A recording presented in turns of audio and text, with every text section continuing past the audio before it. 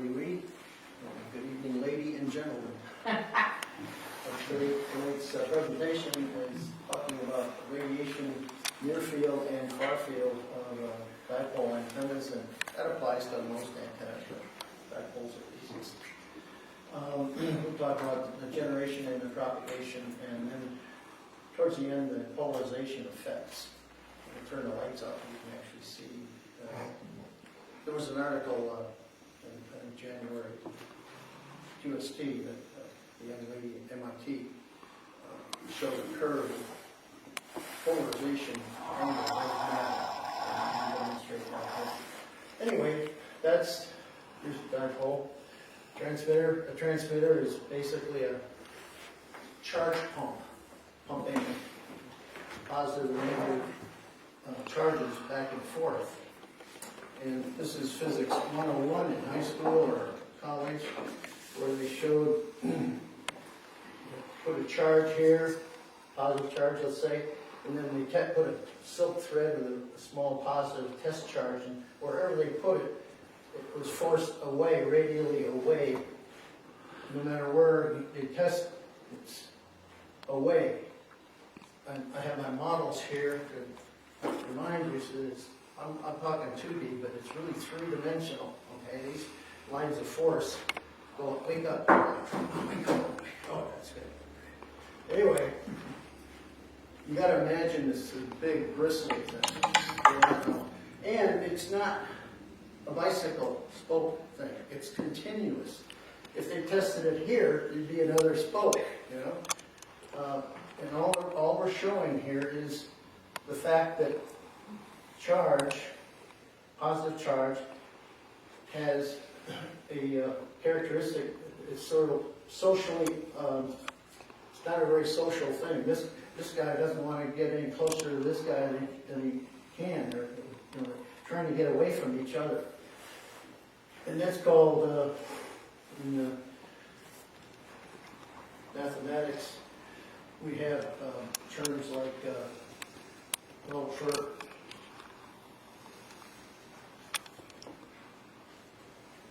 it's not dispersion, but mathematically there's a term for this getting away from each other. It shows up, I think it is. What is it? Divergent? No, I'll think of it later. But it shows up in, there's only two things in Maxwell's equations. This, getting away from each other, the tendency to flow away from a point, and the other is curl, which is a loop going around. And we'll demonstrate some of this later.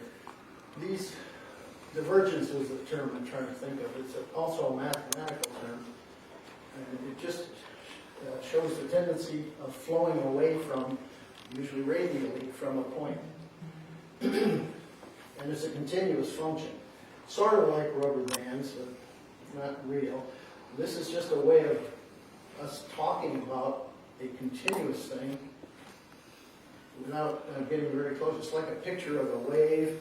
It's not a wave, but it kind of reminds me of, or reminds us of what a wave looks like. There are outward forces, inward also. If this was a positive, light force would come over here to the negative.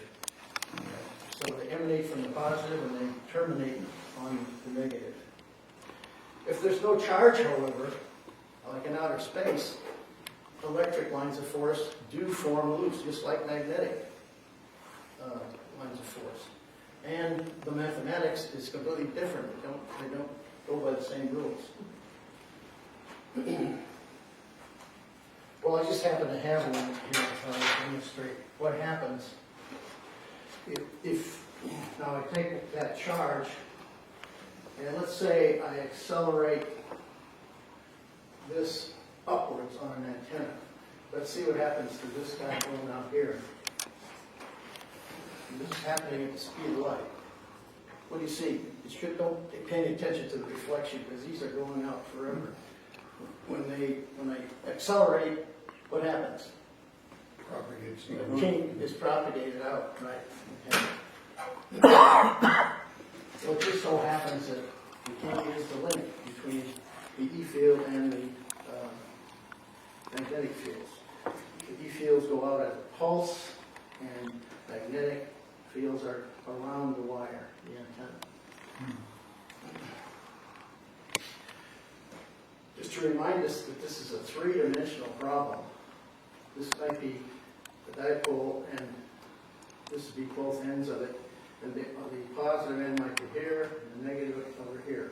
And just a three-dimensional problem. You got to keep reminding yourself of this. Whatever we show here tonight is going to be simplistic compared to what is really happening.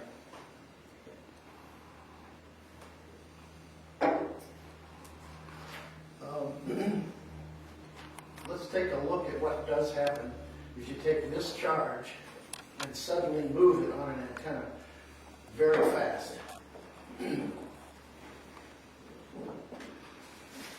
Remember, it was a bicycle, like here at the start, and then if we suddenly, in some delta time, go from here to there, and if you calculate the distance that in delta time, at the speed of light, the information could flow out, and there would be a circle, c times the delta t, whatever that delta t is, beyond which the news of the motion or the acceleration is not gotten, or could not possibly reach. So those lines would be still going from back here, because they haven't heard yet that back here is moved. Okay? So what we have here are kinks. This line here is now over here, and it has to connect up somehow here, giving a. This is the old E field, and this is the new kink that is, and you can't really see too well here, but this is longer than this one. And as you go towards the direction of acceleration, you find that there's no a kink. There's no kink. So off the end of antenna, you get nothing. It's just around the antenna. And if I can show you that this way, it's sort of like this, like I stuck the antenna up the middle here. We're putting out around the antenna, but not, off the tip. Another 3D reminder.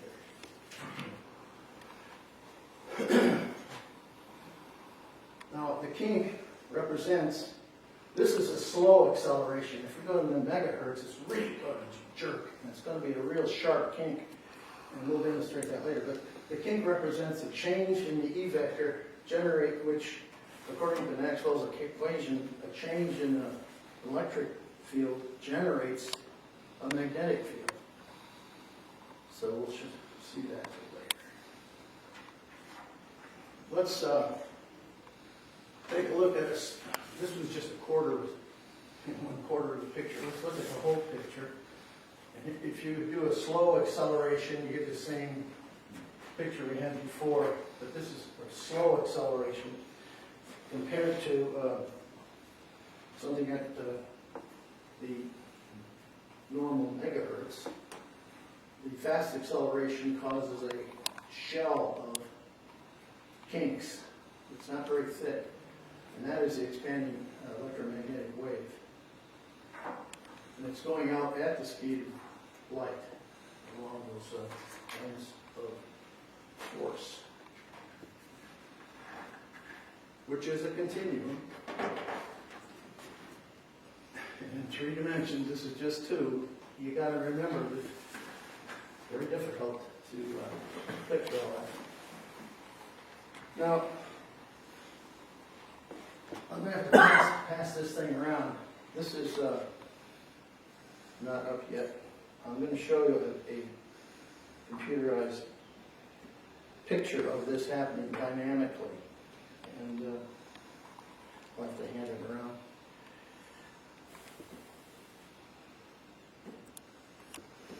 If I can get it to come up.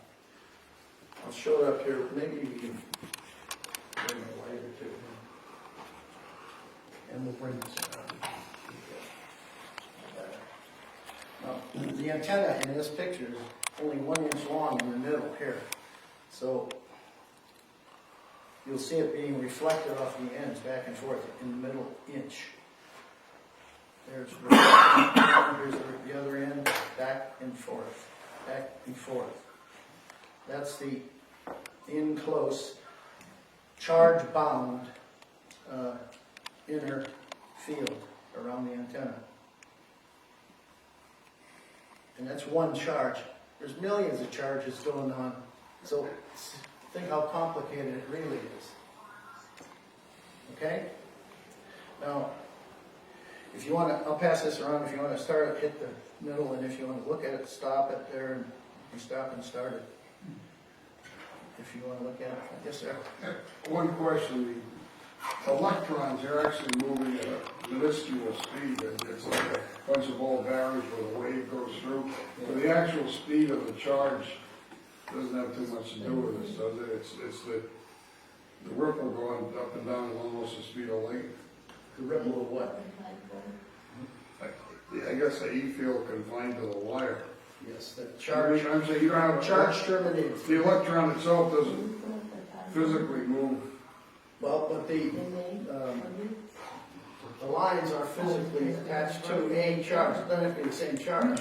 They can go from one to another. But what happens is, after you get to look at I that, think it's like, yeah, the effective, it looks like it's really doing that even though they're not moving. yeah, electrons don't move really fast. Yeah, I think I see. Okay. Here's a couple of pictures of the same kind of a thing. Just so you have a chance to look at it.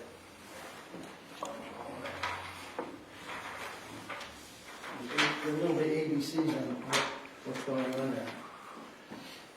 Now, what you're talking about is, I wish I had a bigger thing here, is this is a representation of of the outer lines of force going from, say, positive to negative. And I'm the transmitter, I'm the pump. And like I said, it doesn't matter what charge it's terminating on. It comes from the positive charge and it goes to the negative. But as they cross over in the middle, this happens. And you have, I don't know if you can see the arrows here, but there's a loop here that's going in the right direction. And this loop out here detaches. The one my face is in detaches. And this down here remains a bound to charge line. And that's how the outer loops, the propagate away. Because they, like I said, they're antisocial. They get away from each other at the speed of light. And so that's, I'll pass some,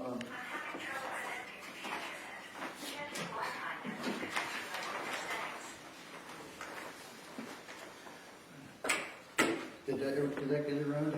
Yes. Okay, well here's a little demonstration of the crossing over, like I just showed, from the charge-bound inner field, and then these red lines indicate the generation of the outer ones that propagate away. And here's a demonstration of the inner charge-bound and the charge-free out here. Once they're detached, they're not attached to a charge at all, and they propagate away from each other also. So you have the inner charge-bound inner field, and then the detached loops, and that's where the curl comes into the mathematics. So it's like putting a rock in a pond. If I lower it down real slow, the pond level just goes up a bit. But if I drop it, it pushes lumps out faster than they can spread. And it's sort of like that, except it doesn't go at the ends of the antenna. And this is half a picture versus another half going the other direction. And it's all around like this. This is here. So, it's three-dimensional. Okay. That having been said, that's how the inner and the outer is generated. One is charge bound, that's the inner field, and it, in crossing over and creating the outer loops, creates the detached loops that go up and propagate out. Now, a lot of times you'll see,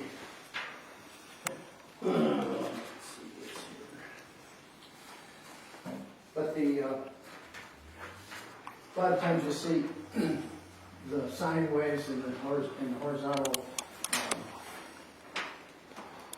magnetic. That's just a cross section of this. And, you know, this is the electric wave, and the horizontal wave, electric horizontal. No, I think it's on that one. I handed it out. That's just a cross section. Sometimes you see it drawn this way, where you get the red is maybe the electronic and blue is the magnetic field. But it's just a cross section of this mess. Okay.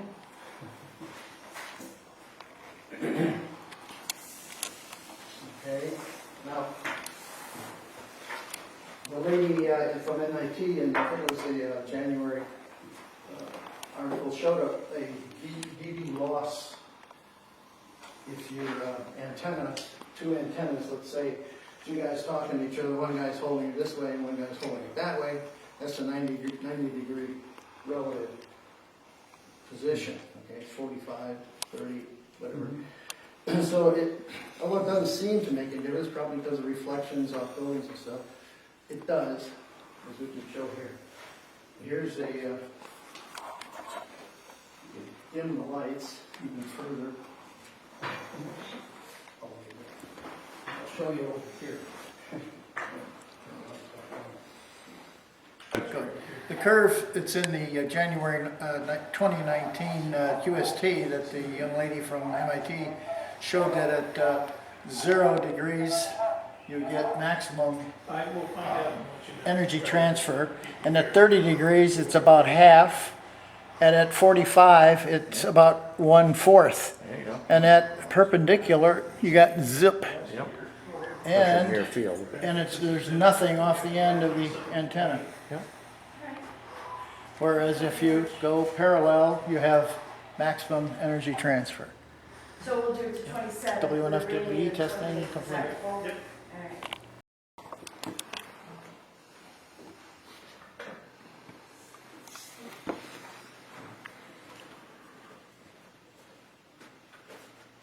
And now you know everything about Maxwell's equations. This just talks about the curls, or the divergence out here. Do you see any divergence, like bike wheels? Things trying to get away from a point with these loops out here in the outer? You don't, do you? So there's no divergence, and that's what this says. The divergence of the E field is 0. That's all that says. Now, the divergence of the H field also around a magnet, they go in loops. There's no divergence like I showed on this first slide of the bicycle wheel type charge distribution. And that's all that says. The divergence of the H field is 0. And that just means they're all loops. And all these two say is that X and X, like a paddle wheel in a stream. If it turns, it'll locate the direction of curl. They call it curl, or rotation. Okay, and this says that the curl of the magnetic field, but it says, kind of read it backwards, a changing electric field, changing in time. This is the little change in the electric field over time, times characteristic of the atmosphere, is the curl of that. And this says the opposite. A changing magnetic field will create an electric field. That's what this says, backwards. The changing electric field will create a curling magnetic field. So now you know everything there is to know about Maxwell's equations. Because really that's all that's involved is curls, loops, in other words, or spokes going out, which is divergence. the tendency to go away from a point, and the curl is the tendency to circulate around a point. And it's just a bunch of fancy. This saves about 10 times words. Each symbol is worth 10 words, so that's why they do that. And with that, any questions? On the polarization, I think I read where in like long range HF stuff, by the time it goes through a couple of bounces and reflections, Yeah. it gets shuffled, so it. Yeah, every time you reflect off of like a metal building, you get a 180 Yep. degree shift. But what's a 180 degree shift from this? It's still, or it's not. But there must be some, you get the atmosphere twists things. But yeah, as I say, but so by the time you receive it, Yeah. it doesn't make too much Well, difference. like I say, but if you're in an emergency situation trying to talk to a guy across a river or something like that, you better not be pointing like this at him. Or like this. A lot of people, when you're talking like this, and Maybe you'd be better off with a circular polarized antenna. if you know you're talking to a vertical antenna, talk to a vertical antenna with a vertical antenna, because there is some effect. Sure. Anybody want to play around with that? Anything else? Yes, sir. I don't know how it relates to this, but the Faraday effect. When you're Faraday cage? No, it has something to do with polarization, and you can have polarization change. I don't know. Faraday Somehow- rotation. Yeah, Faraday Magnetic rotation. rotation. Yeah, I read about it, I don't remember. I don't remember either. The Remember the term, I don't remember why. Faraday effect. Yeah, I think it has to do with long distance HF light rather than, mostly over the poles. is that what it is? Yeah, You the, got a short magnetic field in it, probably. Yeah. the By the way, are coming we over a magnetic pole tend to Yeah, bend. that's good that. That'll be fun. You have to live in your And like over the North Pole, 2 weeks or so. which is really the south, Yeah. they tend to bend to the right. So So all if our you're, analysis will be no work, not worth much. if you're up in northern Alaska or Canada, like say I want to send a signal to Tim. If I aim it that way, it hits Josh. So I aim it for Paul and it hits Tim. Now Tim sends a signal towards me and it misses and hits Paul. So he's got to aim his signal at Josh to have it hit me. Which means I'm transmitting this way and receiving that way to communicate with one person, one point. You ever talk against the Aurora Borealis? No. You head northwest to talk to somebody west of you, and it's like a curtain in the theater that's kind of waving, you know, and so you have to keep your words short. You can't say interdigitation. It's kind of pull, short words because you get like talking in a barrel. That's kind of a Some symbol. multiple reflections of the. Any other questions?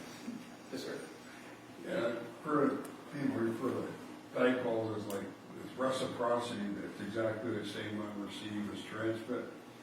But you think about it, I'm not sure that it really is. Like, let's say you're receiving, let's say it's a 70 ohm antenna, and the best you can do is terminate it in 70 ohms so you get most power into that.